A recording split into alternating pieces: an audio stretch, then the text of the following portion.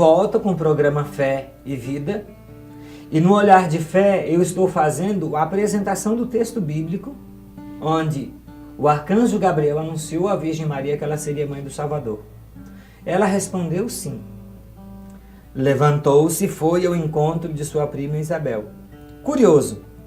Ora, apenas Isabel ouviu a saudação de Maria, a criança estremeceu no seu seio. Isabel ficou cheia do Espírito Santo e exclamou em alta voz: bendita és tu entre as mulheres e bendito é o fruto do teu ventre. É aqui que eu quero chamar a atenção. Isabel estava no 6º mês de gravidez. Maria chega imediatamente após, só teve o tempo da viagem para chegar na presença de Isabel. E Isabel faz uma experiência do encontro com Deus, ela faz uma experiência mística. Porque já se apresenta diante dela Maria de Nazaré com uma vida no ventre. E esta vida causa um movimento naquele encontro. João Batista se estremece no ventre de Nossa Senhora, e é interessante, no ventre de Isabel. Ela diz: bendita és tu entre as mulheres e bendito é o fruto do teu ventre. De onde me vem a honra de vir a minha mãe do meu Salvador. E aí Maria, então, se manifesta cantando o Magnífica, e no versículo 56 diz: Maria ficou com Isabel cerca de 3 meses, depois voltou para casa. O processo de descriminalização, a defesa que se faz hoje é para que se conceba possível a interrupção de uma gravidez até a 12ª semana, não é isso, doutor? Isso. Me chama a atenção aqui, porque aqui fala de 3 meses. 12ª semana é o 3º mês, né? Sim. Até o 3º mês. Sim. E aqui na palavra de Deus fala dos 3 meses que Maria ficou. A vida já estava no ventre dela desde a anunciação do anjo, porque houve a concepção ali, pela força do Espírito Santo, e quando ela se encontra com Isabel, ela fica 3 meses. Por quê? Era o 6º mês, ou seja, quando João Batista nasceu, Maria estava chegando ao 3º mês de gravidez. Mas antes do 3º mês, aquela vida já foi concebida como real, e Isabel teve uma experiência mística. Teve uma experiência de Deus, pela presença de Deus que já estava no ventre da Virgem Maria. Basta fazer as contas. Já é o 6º mês daquela que era tida como estéril. Após o anúncio, Maria levantou-se e foi apressadamente ao encontro de Isabel. Quando a encontrou ali, eu acredito que não devia ter uma semana. Eu não acredito que Maria passou uma semana ou 2. Ela, sabendo que a prima era idosa, ela sabendo que Isabel era debilitada, ela foi, numa atitude solidária, apoiar Isabel. E é muito comum, por exemplo, nós conhecemos histórias de mães que suas filhas moram longe e de repente está tendo uma gravidez assim meio delicada, e a mãe, ela praticamente muda para a casa da filha de um estado para o outro para acompanhar a filha até o nascimento do bebê. Maria, ela acompanhou Isabel nos 3 últimos meses da gravidez, e com isto a criança, o menino Deus, estava se desenvolvendo no ventre de Maria, e nas primeiras semanas aquela vida já se revelou em atividade no ventre, a ponto de João Batista fazer uma experiência maravilhosa de encontro com Jesus no ventre de Nossa Senhora. Nós falamos na história do cristianismo, na dimensão da fé, nós falamos muito do encontro de Nossa Senhora, e o que marca esse encontro é exatamente a vibração de João Batista no ventre de Isabel. 3 meses ela ficou por ali, e foi com 3 meses que a barriga dela começou a aparecer, e foi com 3 meses que ela voltou para casa. A minha pergunta é: não era considerado vida? Será? Eu gostaria de te convidar a pensar nisso hoje, que nós vamos falar um pouco sobre os problemas todos que estão aí. A minha pretensão com o programa Fé e Vida não é ter respostas prontas.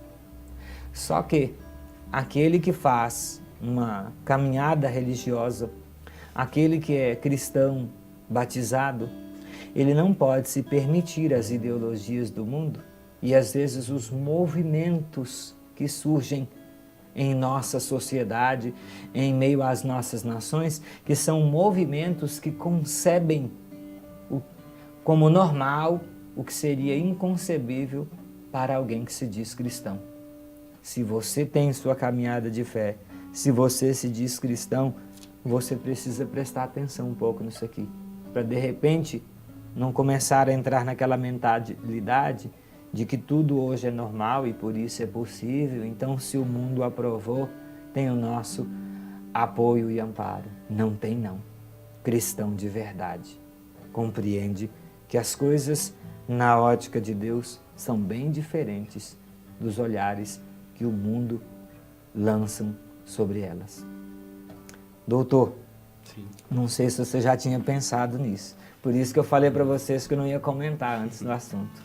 Sim, é uma polêmica muito grande, inclusive nos meios científicos, de qual o momento que a vida se inicia.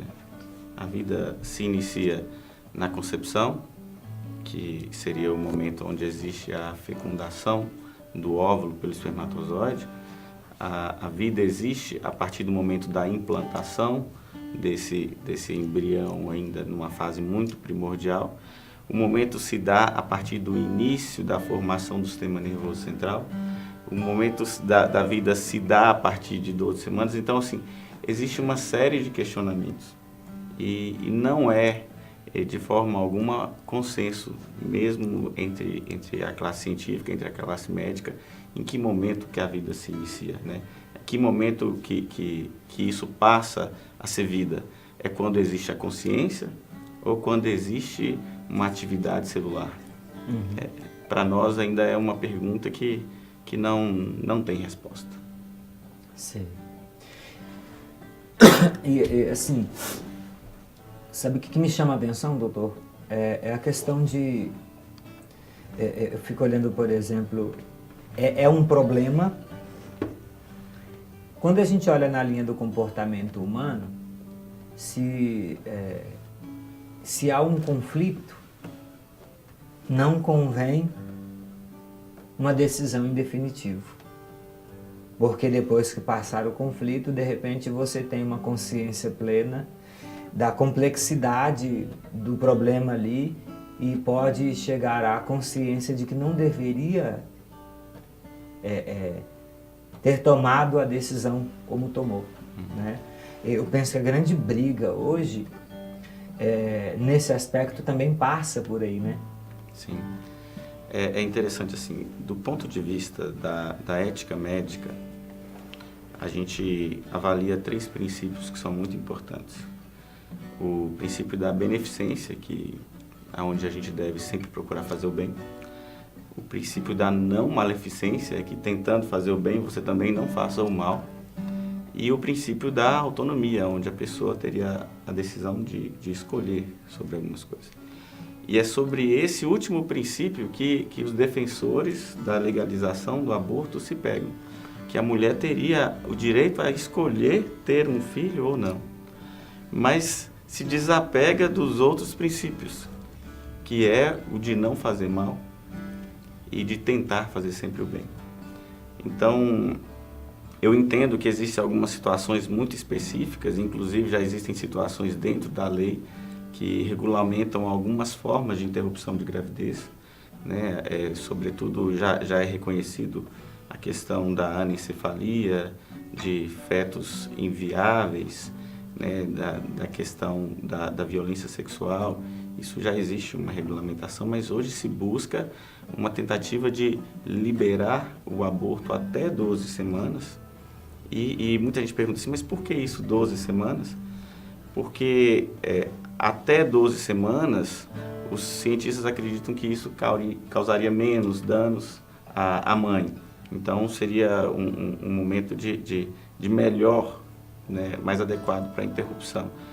Mas, veja bem, quando você tem uma proposta de interrupção de uma gestação baseando apenas na autonomia da mulher, você ignora completamente o objeto daquele aborto, que é o embrião, que é o feto. né? Então, quem decidiu que aquele feto não é conveniente naquele momento?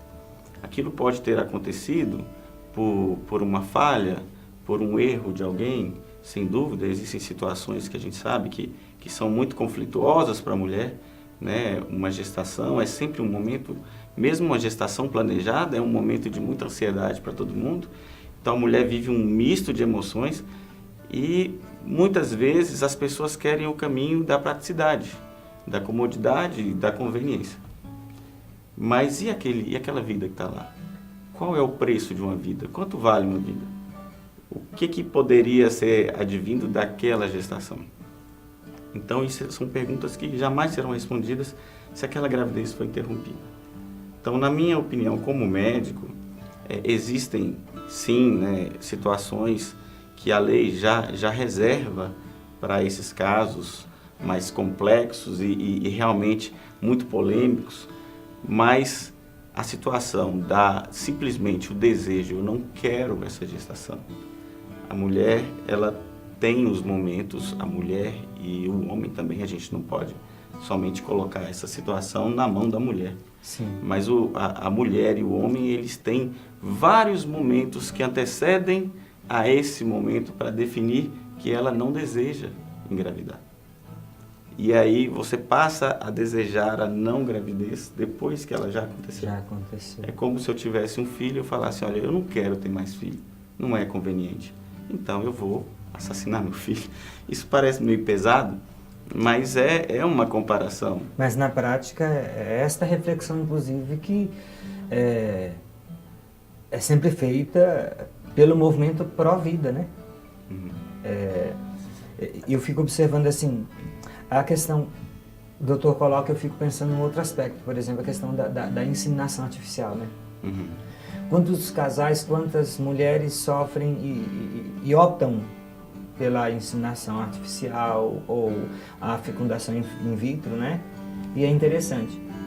Quando a gente quer, a gente concebe aquela fase inicial como o único meio que torna possível, né, o desenvolvimento de uma vida. Sim. Olhando dentro da dimensão da filosofia, a gente vê essa questão de ato e potência, né? Ou seja, desde o princípio está tudo ali. É uma questão de tempo para que aquela vida ganhe a força e as características que lhe são próprias, né? Quer dizer, desde o início é a percepção que eu tenho. Nós vamos por um breve intervalo novamente, nós vamos voltar falando disso. Eu gostaria de ouvir as considerações do senhor sobre isso também. Sim. Ok? Gente, num instante, busque o copo com água, traz para junto da beber. Hoje nós estamos conversando um pouco sobre a vida e, de fato, fazendo o nosso questionamento do programa Fé e Vida em relação a esse movimento em prol da descriminalização do aborto, que para nós é inconcebível. Voltamos já.